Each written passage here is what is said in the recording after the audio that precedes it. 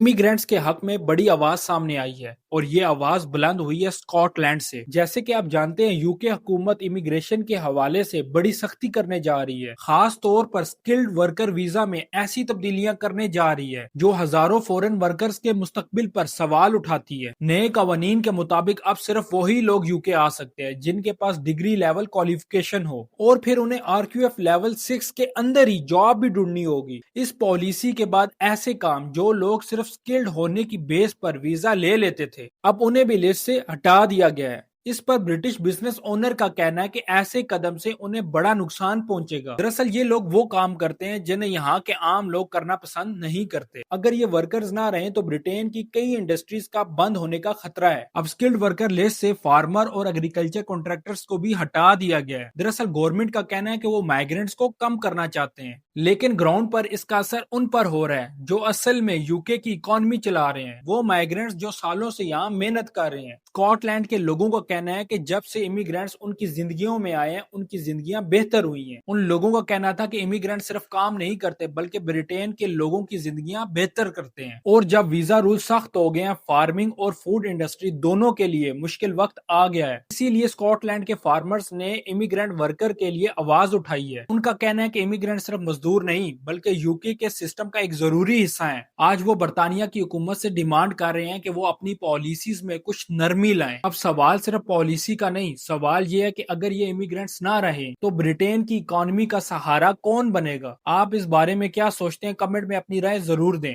और अगर आप बरतानिया से रिलेटेड कोई भी खबर सुनना चाहते हैं तो हमारे चैनल NN उर्दू को फॉलो कर लें। शुक्रिया।